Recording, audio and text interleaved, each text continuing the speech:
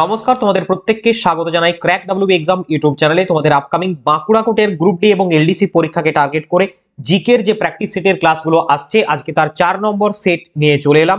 তোমরা প্রত্যেকেই জানো তোমাদের পরীক্ষাকে টার্গেট করে বাছাই করা সেরা কমনযোগ্য প্রশ্নগুলো নিয়ে আমাদের এই ক্লাস। তো অবশ্যই প্রত্যেকদিন আমাদের এই ক্লাসগুলো ওয়াচ করবে। আর হ্যাঁ, আমাদের এই ক্লাসগুলো যারা এখনো পর্যন্ত আগের সেটগুলো দেখোনি তারা অবশ্যই আমাদের টেলিগ্রাম গ্রুপে যুক্ত হয়ে যাবে, সেখানে সমস্ত ক্লাসের আপডেট পেয়ে যাবে তুমি, পাশাপাশি পরীক্ষা সংক্রান্ত আপডেট পেয়ে যাবে। আর হ্যাঁ, সমস্ত ক্লাস প্লেলিস্ট আকারে রয়েছে, চাপ নেওয়ার কোনো প্রয়োজন নেই। আর বাঁকুড়া কোর্ট পরীক্ষাকে টার্গেট করে বাংলা ব্যাকরণের উপরও প্র্যাকটিস সেটের ক্লাস আসছে একদম সিলেবাস অনুযায়ী। তো অবশ্যই প্রত্যেকটি ক্লাস ওয়াচ করবে। চলো আজকে ক্লাসটা আমরা শুরু করি, প্রথম থেকে শেষ অবধি অবশ্যই ক্লাসটা দেখো। প্রথম প্রশ্ন কি রয়েছে আমরা দেখে নেব। দীনবন্ধু মিত্রের যে নীলদর্পণ নাটক বা নীলদর্পণ যে গ্রন্থ, সেটি ইংরেজিতে অনুবাদ করেছিলেন কোন ব্যক্তি? চারটে অপশন তোমাকে দেওয়া হয়েছে, সঠিক উত্তর কোনটা হবে বলতে হবে। দেখো, বঙ্কিমচন্দ্র চট্টোপাধ্যায়, উমেশ চন্দ্র দত্ত, মাইকেল মধুসূদন দত্ত নাকি জন ক্যারি। তো দীনবন্ধু মিত্রের যে নীলদর্পণ নাটক, সেটাকে ইংরেজিতে অনুবাদ বা ট্রান্সলেট করেছিলেন মাইকেল মধুসূদন দত্ত। এইখান থেকে তুমি কি শিখতে পারলে? দেখো, যে নীলদর্পণ নাটকের বা গ্রন্থের রচয়িতাকে দীনবন্ধু মিত্র, এটিকে ইংলিশে কে ট্রান্সফার করে? মাইকেল মধুসূদন দত্ত। এছাড়া তোমাকে আমি অ্যাডিশনাল ইনফরমেশন এতগুলো প্রোভাইড করবো যেগুলো পরীক্ষায় কোনো প্রশ্ন তোমার বাদ যাবে না এই টপিক থেকে বা এই কোশ্চেন থেকে। তো এই যে নীলদর্পণ নাটক, এটা কত সালে প্রকাশিত হয়? 1860 সালে। পরীক্ষায় ডেটও অনেক সময় জিজ্ঞেস করে দেয়। দীনবন্ধু মিত্র এই নাটকটিকে কোন ছদ্মনামে প্রকাশ করেছিলেন? কস্যচিৎ পথিকস্য নামে প্রকাশ করেছিলেন। এই নাটকটি নীলকরদের জীবনী নিয়ে লেখা, অর্থাৎ ব্রিটিশদের যে নীল চাষীদের উপর অত্যাচার সেটা এখানে বর্ণনা করা হয়েছে। এবং এই নাটকটি প্রথম মঞ্চস্থ হয়েছিল কলকাতায় ন্যাশনাল থিয়েটার হলে 1872 সালের 7ই ডিসেম্বর। দীনবন্ধু মিত্রের অন্যান্য আরো নাটক রয়েছে, সেইগুলো অবশ্যই দেখবে, কারণ তোমাকে বলবে যে নীলদর্পণ নাটকটি দীনবন্ধু মিত্রের লেখা। এছাড়া ওনার আরেকটি হলো, এইভাবে কোশ্চেন করতে পারে, লীলাবতী, নীলদর্পণ, পোড়া মহেশ্বর এবং জমালয় জীবন্ত মানুষ। চলো নেক্সট, পরবর্তী কোশ্চেন। প্রথম বাংলা সংবাদপত্র হলো নিম্নের কোনটি? সমাচার দর্পণ, সোমপ্রকাশ, হিন্দু প্যাট্রিয়ট, বন্দে মাতরম। দেখো, স্ট্যাটিক জিকে বা ইতিহাস ভূগোলের এই টাইপের প্রশ্নগুলো না তোমাদের বিগত বছরে এসেছে, এবং তোমাকে ভারতের প্রথম, ভারতের উচ্চতম, দীর্ঘতম এগুলো পড়তে হবে। তো আমাদের সমস্ত বাঁকুড়া কোর্টের জন্য নোটস রয়েছে, আমি বলে দেবো একটু পরে। তো এই ক্ষেত্রে সঠিক উত্তরটা হবে তোমাদের সমাচার দর্পণ। Option A is the right answer. Option A হবে সঠিক উত্তর, সমাচার দর্পণ প্রথম বাংলা সংবাদপত্র। পাশাপাশি দেখে নাও, সমাচার দর্পণ পত্রিকার সম্পাদক ছিলেন জন ক্লার্ক মার্সম্যান। বাংলায় প্রকাশিত প্রথম মাসিক সংবাদপত্রের নাম হচ্ছে দিগদর্শন, যেটা 1818 সালে প্রকাশিত। ভারতে প্রথম সংবাদপত্র হিকির বেঙ্গল গ্যাজেট। সোমপ্রকাশ পত্রিকার সম্পাদক ছিলেন পণ্ডিত দ্বারকানাথ বিদ্যাভূষণ। অপশন সি যেহেতু ছিল আমাদের এখানটায় সোমপ্রকাশ, তো অবশ্যই আমরা প্রত্যেকটি পয়েন্ট নোট আউট করব। সোমপ্রকাশ ছিল বাংলার প্রথম রাজনৈতিক সংবাদপত্র। আচ্ছা, হিন্দু প্যাট্রিয়ট পত্রিকার প্রথম সম্পাদক ছিলেন গিরিশচন্দ্র ঘোষ, এবং বন্দে মাতরম পত্রিকার সম্পাদক ছিলেন শ্রী অরবিন্দ ঘোষ। আর বিপিন চন্দ্র পাল কলকাতা থেকে এটি প্রকাশ করেছিলেন প্রথম। নেক্সট, পরবর্তী প্রশ্ন। বিষ্ণুপুর ঘরানার প্রতিষ্ঠাতা কে ছিলেন? মোস্ট ইম্পর্টেন্ট, ভিভিআই করবে বাঁকুড়া কোর্টের জন্য। বাঁকুড়া থেকে প্রশ্ন অবশ্যই এসেছিল আগেরবারও, তো এইবারও আসবে অবশ্যই এই টপিক থেকে। সঠিক উত্তর তোমাদের হবে বিষ্ণুপুর ঘরানার সাথে যুক্ত হলেন Ram Shankar Bhattacharya. Option A is the right answer, Ram Shankar Bhattacharya. এখানে দেখো তানসেন রয়েছে, তানসেন, মিয়া তানসেন হচ্ছেন আকবরের একজন নবরত্নের মধ্যে অন্যতম সঙ্গীতজ্ঞ ছিলেন, এবং তিনিও কিন্তু বিষ্ণুপুর ঘরানার উপস্থাপক ছিলেন মুঘল দরবারে। এটাও কিন্তু অনেক সময় ঘুরিয়ে ফিরিয়ে কোশ্চেন তোমাকে করে।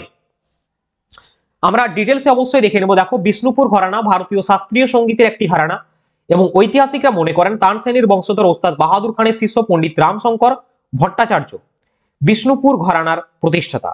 বিষ্ণুপুর ঘরানার বিকাশে মল্লরাজদের ভূমিকা ছিল, অর্থাৎ তোমাকে বলবে যে কোন সময়ের এটা। মল্লরাজদের মল্লভূম বলা হয়। পশ্চিমবঙ্গের বাঁকুড়া জেলার বিষ্ণুপুর শহর মন্দিরের শহর হিসেবে বিখ্যাত, এবং টেরাকোটা মন্দির দেখা যায় ল্যাটেরাইট মৃত্তিকার সয়েলের। বিষ্ণুপুর ঘরানার সাথে যুক্ত ছিলেন পণ্ডিত রামশঙ্কর ভট্টাচার্য, পণ্ডিত সুজিত গঙ্গোপাধ্যায়। তো অবশ্যই এটাকে খুব ভালো করে সিরিয়াসলি নেবে প্রত্যেকে। বালুচরি শাড়িও কিন্তু বিষ্ণুপুরে বিখ্যাত। নেক্সট, পরবর্তী কোয়েশ্চেন। আচ্ছা, পরবর্তী প্রশ্নে যাওয়ার আগে তোমাদের জন্য একটি বিশেষ ঘোষণা। যে সমস্ত পরীক্ষার্থীরা চাইছো বাঁকুড়া কোর্টের এই এক্সামটি ক্র্যাক করে এবারে সেটেল হতে চাও, অর্থাৎ পরীক্ষাটি তুমি এবারে ক্র্যাক করে একটা চাকরি পেতে চাও সরকারিভাবে, তাহলে তোমার জন্য আমরা তোমাদের পাশে রয়েছি। অবশ্যই তোমার প্রস্তুতির পথে আমরা রয়েছি। বাঁকুড়া কোর্ট পরীক্ষাকে টার্গেট করে সেরা ম্যাটেরিয়াল কম্পাইল করা হয়েছে, এবং সিলেবাস অনুযায়ী এলডিসি এবং গ্রুপ ডি পরীক্ষাকে টার্গেট করে, যেখানে তোমরা পাবে বাংলা ব্যাকরণ থেকে শুরু করে ইংলিশ ভোক্যাব এবং গ্রামার, এবং পাটিগণিতের প্রত্যেকটি চ্যাপ্টার অনুযায়ী সাজেশন ভিত্তিক প্রশ্নপত্রের সমাধান, পাশাপাশি GK, static GK, current affairs এর up to date practice set হিসেবে হবে। অর্থাৎ টোটাল এই যে ম্যাটেরিয়ালটি, এই ম্যাটেরিয়ালটি তোমার বাঁকুড়া কোর্টের পরীক্ষার জন্য একদম আদর্শ একটি ম্যাটেরিয়াল হতে চলেছে। যারা এখনো সংগ্রহ করেনি, বলবো অনেক ছেলে মেয়ে ইতিমধ্যে সংগ্রহ করেছে লঞ্চ হওয়ার সাথে সাথেই, যারা এখনো সংগ্রহ করেনি বা আজকে ক্লাস প্রথম দেখছো তাদের জন্য বলবো এই মুহূর্তে 50% ডিসকাউন্ট এটি দেওয়া হচ্ছে। তো অবশ্যই হোয়াটসঅ্যাপ করবে এই নাম্বারে, এই নাম্বারটিতে অনলাইনে পেমেন্ট করলে তারপরে স্ক্রিনশট দিলে হোয়াটসঅ্যাপে সেইখানে তুমি পেয়ে যাবে। 50% ডিসকাউন্টে সংগ্রহ করার জন্য আজই হোয়াটসঅ্যাপ করো এই যে নাম্বার দেওয়া আছে স্ক্রিনে, এই নাম্বারটিতে, এবং তোমাকে সেখানে সমস্ত ডিটেলস বলে দেওয়া হবে। দেরি একদমই করো না, পরীক্ষাও তোমাদের কিন্তু খুব শীঘ্রই হতে চলেছে। আমি একটা ক্লাস ভিডিও নিয়ে আসবো, তোমাদের পরীক্ষা সংক্রান্ত অনেকে জিজ্ঞেস করছো আমাকে, এটা বিস্তারিত আলোচনা করে দেবো। ওকে, খুব শীঘ্রই তোমাদের পরীক্ষা হতে চলেছে, সম্ভবত জানুয়ারি মাস নাগাদ। চলো নেক্সট আমরা পরবর্তী কোশ্চেন দেখে নিই। কাকে আধুনিক ভারতের জনক বলা হয়? আধুনিক ভারতের জনক বলা হয় রাজা রামমোহন রায়কে। অপশন বি হবে সঠিক উত্তর, option B is the correct answer. দেখো ডিটেলসে তোমাকে যদি বলি, রামমোহন রায়কে ভারত পথিক এই যে অভিধা, এই যে সম্বোধনটা করেছিলেন রবীন্দ্রনাথ ঠাকুর। অর্থাৎ রামমোহন রায়ের বিভিন্ন উপাধি রয়েছে, বিভিন্ন অভিধা রয়েছে, সেগুলো কোনো না কোনো বিখ্যাত ব্যক্তি দিয়েছিলেন এবং এইভাবে কিন্তু প্রশ্ন আসে। যেরকম রাজা উপাধি কে দিয়েছিলেন রামমোহন রায়কে? দ্বিতীয় আকবর দিয়েছিলেন, এটাও কিন্তু প্রশ্ন হতে পারে। নেক্সট দেখো, বিপিন চন্দ্র পাল রামমোহন রায়কে বলছেন ভারতের রাজনৈতিক চেতনার স্রষ্টা বলছেন, রাজনৈতিক চেতনার স্রষ্টা।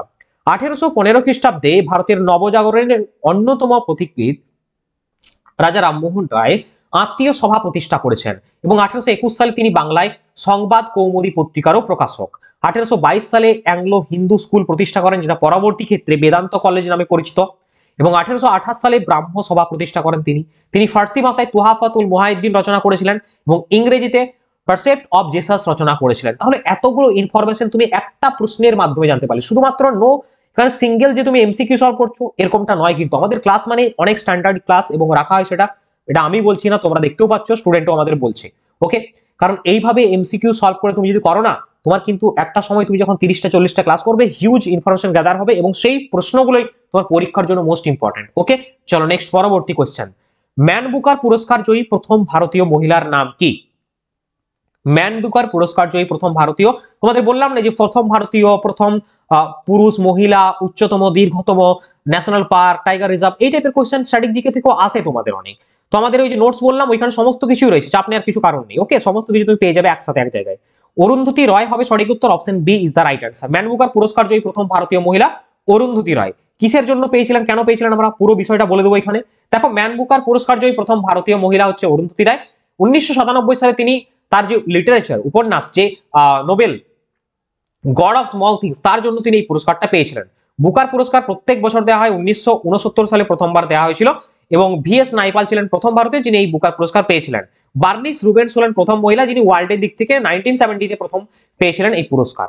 নেক্সট পরবর্তী কোশ্চেন, ভারতকে 59 রানে পরাজিত করে আন্ডার-19 মেন্স এশিয়া কাপ জিতলো কোন দেশ? কারেন্ট অ্যাফেয়ার্স থেকে তোমাদের কোশ্চেন।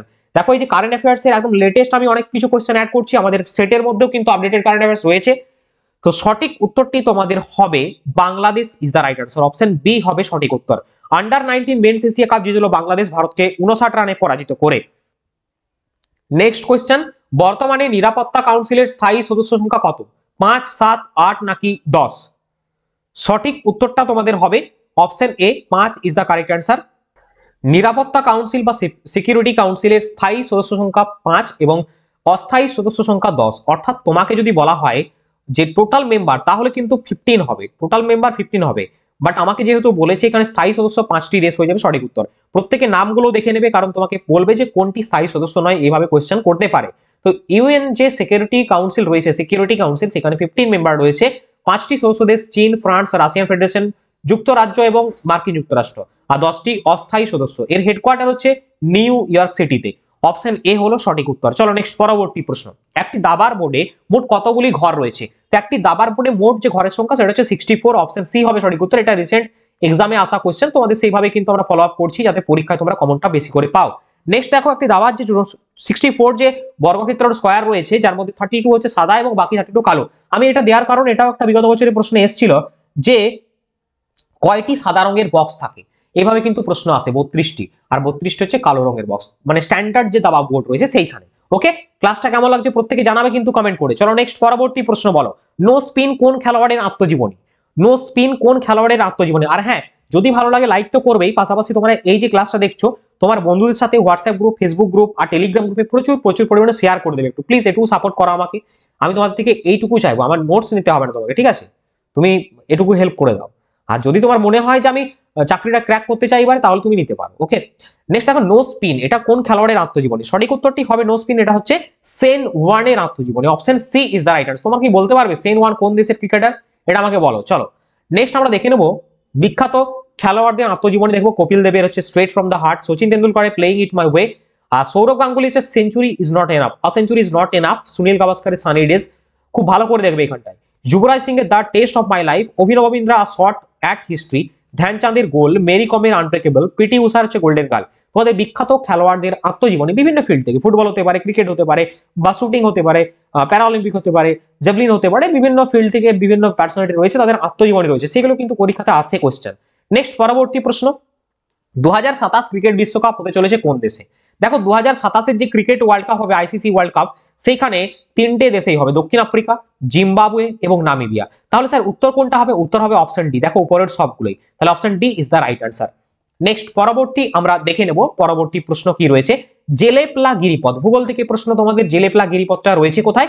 চারটে অপশনস দেওয়া হয়েছে, সঠিক উত্তরটি হয়ে যাবে এটা হচ্ছে সিকিমে অবস্থিত। Option D is the right answer. তাহলে আমাদের এখন কি কর্তব্য? এখন কর্তব্য যে সমস্ত গুরুত্বপূর্ণ গিরিপথ বা পাসেস রয়েছে সেগুলো আমরা দেখে নেব, যেরকম বানিহাল গিরিপথ, জজিলা পাস, বুর্জিল পাস, এই তিনটেই রয়েছে জম্মু কাশ্মীরে। রোটাং পাস হিমাচল প্রদেশে মোস্ট ইম্পর্টেন্ট করবে প্রত্যেকে। নাথুলা পাস রয়েছে সিকিমে, আর নাকুলা একটা হয় উত্তরাখণ্ডে। লিপু লেক উত্তরাখণ্ডে, থলঘাট ভোরঘাট হচ্ছে মহারাষ্ট্রে, পালঘাট হচ্ছে কেরলে। তাহলে লিস্টটা প্রত্যেকে আর একবার দেখে নাও, আমার সাথে সাথে ভিডিওটা রিপিট করে পজ করে 1 থেকে 2 বার দেখে অবশ্যই কিন্তু ক্লাসগুলো এইখানেই মুখস্থ করে যাবে। আদারওয়াইজ তুমি স্ক্রিনশট নিয়ে রেখে দিলে আমি পরে দেখে নেবো, জীবনে হবে না, তুমি জীবনে এক্সামও পাবে না। ওকে, চলো নেক্সট পরবর্তী কোশ্চেন। যোগ জলপ্রপাত কোন নদীর সঙ্গে সম্পর্কিত? যোগ জলপ্রপাত, দেখো যোগ জলপ্রপাত একসময় ভারতের কনসিডার করা হতো হাইয়েস্ট ওয়াটারফল, বাট এখন ভারতের হাইয়েস্ট ওয়াটারফল অন্য রয়েছে, আমি সেটা বলে দেবো তোমাদের। যোগ জলপ্রপাত হচ্ছে সরাবতী নদীর উপর। অপশন বি হবে সঠিক উত্তর। অপশন বি হলো সঠিক উত্তর। কর্ণাটকের শিমোগা জেলায় এটা অবস্থিত, সরাবতী নদীর উপর। ভারতের অন্যতম একটা জলপ্রপাত, যেটা হচ্ছে গোরসপ্পা জলপ্রপাত নামেও পরিচিত, অনেক সময় এই গোরসপ্পা বা গেরসোপ নামেও পরিচিত। ভারতের হাইয়েস্ট ওয়াটারফল এই মুহূর্তে কুঞ্চিকল জলপ্রপাত, যেটা কিন্তু কর্ণাটকে রয়েছে, শিমোগা জেলায় সেম জায়গা রয়েছে, বাট এটা হচ্ছে বরাহি নদীর উপর রয়েছে। খুব ভালো করে দেখবে, হাইয়েস্ট ওয়াটারফল কুঞ্চিকল জলপ্রপাত। ওকে, নেক্সট পরবর্তী কোশ্চেন। ভারতের সবচেয়ে পুরনো স্টক এক্সচেঞ্জ, ইকোনমি থেকে কোশ্চেন তোমাদের। ভারতের সব থেকে ওল্ডেস্ট স্টক এক্সচেঞ্জ যদি আমরা দেখি এই মুহূর্তে, বা এটা এই মুহূর্তে বলা ভুল হবে, এটা প্রথম থেকেই এশিয়ার পুরনো স্টক এক্সচেঞ্জ, ভারতের স্টক এক্সচেঞ্জ পুরনো সব থেকে Bombay stock exchange, BSE. Option C হবে সঠিক উত্তর। নেক্সট, খাদ্য সংরক্ষণের জন্য কোন জিনিসটি বহুল পরিমাণে ইউজ করা হয়? তো খাদ্যকে আমরা প্রিজার্ভ করার জন্য, ফুডকে প্রিজার্ভ করার জন্য আমরা বেনজোয়িক অ্যাসিডটা ইউজ করি, যার কেমিক্যাল ফর্মুলা C6H5COOH। তো অপশন বি হবে সঠিক উত্তর, বেনজোয়িক অ্যাসিড। এখানে ডিটেলসটা দেওয়া রয়েছে, প্রত্যেকে দেখে নাও। নেক্সট, বাংলা গদ্যের জনক কাকে বলা হয়? বাংলা গদ্যের জনক বলা হয় পণ্ডিত ঈশ্বরচন্দ্র বিদ্যাসাগরকে। অপশন বি হবে সঠিক উত্তর। নেক্সট, 19 শতকের শ্রেষ্ঠ লেখক এবং শিক্ষাবিদ ঈশ্বরচন্দ্র বিদ্যাসাগরকে বাংলা গদ্যের জনক বলা হয়। তিনিই প্রথম বাংলা গদ্যে বিরাম চিহ্নের প্রয়োগ ঘটিয়ে বাংলা গদ্য রীতিতে উৎকর্ষের এক উচ্চতর পরিসীমায় উন্নীত করেছিলেন। বাংলা পদ্য বা কবিতার জনক বলা হয় মাইকেল মধুসূদন দত্তকে, এটা অনেক সময় পরীক্ষাতে আসতে পারে। নেক্সট, কে মার্কিন যুক্তরাষ্ট্রের 47তম রাষ্ট্রপতি নির্বাচিত হয়েছেন? ভিভিআই করবে প্রত্যেকে। আমেরিকার নির্বাচন হলো এবং সেখানে 47তম প্রেসিডেন্ট পদে পুনরায় নির্বাচিত হয়েছেন, মানে এর আগের বার তো জো বাইডেন ছিলেন, আর এইবারে নির্বাচিত হয়েছেন ডোনাল্ড ট্রাম্প। অপশন এ হবে সঠিক উত্তর। তার আগে ছিলেন জো বাইডেন, তার আগে ছিলেন ডোনাল্ড ট্রাম্প, মানে জো বাইডেনের আগে ডোনাল্ড ট্রাম্প ছিলেন এবং এবারও তিনি কিন্তু আবার হয়েছেন। নেক্সট, বিবর্তনবাদের ধারণাটি কার? বিবর্তনবাদের ধারণাটি হলো ডারউইনের। অপশন সি হবে সঠিক উত্তর। বিবর্তনবাদের ধারণাটি ব্রিটিশ প্রকৃতি বিজ্ঞানী চার্লস ডারউইন দিয়েছিলেন। তিনি বিবর্তনবাদের জনক নামেও পরিচিত। 1859 সালে দ্য অরিজিন অফ স্পিসিস গ্রন্থে এই যে ধারণা বা এই তত্ত্ব, এটা কিন্তু তিনি একটা আউটলাইন দিয়েছিলেন। নেক্সট পরবর্তী কোশ্চেন, কোন পদার্থটি তাপের সুপরিবাহী কিন্তু তড়িতের অন্তরক? তো তাপের সুপরিবাহী তড়িতের অন্তরক। অপশন এ হবে সঠিক উত্তর, অভ্র ইজ দ্য রাইট অ্যান্সার। অভ্র এর তাপের সুপরিবাহী তড়িতের অন্তরক। আচ্ছা, এইখানটায় দেখবে বিসমাথ অপশনে রয়েছে না, এই বিসমাথ সম্পর্কে একটু বলে দিই। এটা হচ্ছে 83তম মৌলিক পদার্থ, পিরিয়ডিক টেবিলে পর্যায় সারণীর পারমাণবিক সংখ্যা 83, এবং এটা হচ্ছে প্রতীক হচ্ছে বিআই, এটা অনেক সময় জিজ্ঞেস করে। নেক্সট পরবর্তী কোশ্চেন, ইকোসিস্টেম শব্দটি কে আবিষ্কার করেন? ভিভিআই করবে প্রত্যেকে। ইকোসিস্টেম শব্দটি কে আবিষ্কার করেন? Arthur G Tansley. Option A G Tansley. Option C হবে সঠিক উত্তর। এটা তোমরা এ জি টার্নসলি নামেও কিন্তু পেতে পারো পরীক্ষাতে। ডিটেলসটা খুব ভালো করে এখানটায় দেখবে। ইকোলজি শব্দটি প্রথম ব্যবহার করেন আর্নেস্ট হেকেল। আমরা একটু কি দেখলাম, ওটা ইকোসিস্টেম ছিল। তাহলে ecology Ernst Haeckel, ecology Tansley. British বিজ্ঞানী নরম্যান মায়ার্স 1988 সালে জীব বৈচিত্র্য হটস্পট শব্দটি ইউজ করেন, এটাও কিন্তু ইম্পর্টেন্ট পরীক্ষাতে আছে। ইকোসিস্টেম আর্থার টার্নসলে, জীব বৈচিত্র্য শব্দটি বা বায়োডাইভার্সিটি শব্দটি ফার্স্ট ইউজ করেন ওয়াল্টার জি রোজেন, এবং বায়োস্ফিয়ার শব্দটি 1875 সালে ভূতাত্ত্বিক এডওয়ার্ড সোয়েস প্রথম ইউজ করেন। তাহলে তোমাদের এনভায়রনমেন্টের বিভিন্ন টার্মিনোলজি কে ফার্স্ট ইউজ করেন এই নিয়ে দেখবে পরীক্ষাতে কিন্তু প্রশ্ন এসেছে, তো অবশ্যই এটাকে খুব ভালো করে দেখবে। নেক্সট পরবর্তী কোশ্চেন, ভারতীয় সংবিধানে মৌলিক অধিকারের ধারণা কোন দেশের সংবিধান থেকে নেওয়া হয়েছে? তো এটা চোখ বন্ধ করে করবে, অপশন এ আমেরিকা হবে সঠিক উত্তর। আমেরিকার সংবিধান দেখে আরেকটা জিনিস মনে আসে, প্রস্তাবনা শব্দটি প্রথম আমেরিকার কনস্টিটিউশনে ইউজ করা হয়েছিল, এটা পরীক্ষাতে প্রশ্ন আসে। নেক্সট আমরা দেখে নেবো বিভিন্ন দেশ থেকে কি নিয়েছি আমরা সংবিধানে, যেরকম মার্কিন যুক্তরাষ্ট্র থেকে নিয়েছি মৌলিক অধিকারের পাশাপাশি বিচার বিভাগের স্বাধীনতা, সুপ্রিম কোর্ট বিচারপতি, হাইকোর্টের বিচারপতি, অপসারণ প্রক্রিয়া, সংবিধানের প্রস্তাবনা ইত্যাদি। এছাড়াও আয়ারল্যান্ড থেকে নিয়েছি ডিপিএসপি, রাষ্ট্রপতির নির্বাচন প্রক্রিয়া, পাশাপাশি আমরা সোভিয়েত ইউনিয়ন যেটা ইউএসএসআর সেখান থেকে নিয়েছি মৌলিক কর্তব্য, ফ্রান্সের সংবিধান থেকে নিয়েছি রিপাবলিকের ধারণা। তো এইগুলো অবশ্যই পরীক্ষাতে আসে, রিপিট হয় বারবার, খুব ভালো করে প্রত্যেকে দেখে নাও। তো ডিয়ার স্টুডেন্ট অ্যান্ড অ্যাসপিরেন্ট, আজকের ক্লাসে আমরা বাছাই করা এই সমস্ত প্রশ্নগুলো আলোচনা করলাম। তোমাদের যদি ক্লাসটি ভালো লাগে প্রত্যেকে শেয়ার করবে, লাইক করবে এবং টেলিগ্রাম গ্রুপে যুক্ত হয়ে যাবে। দেখা হচ্ছে তোমাদের সাথে নেক্সট ক্লাসে। সকলে ভালো থেকো, সুস্থ থেকো, বন্দে মাতরম, জয় হিন্দ।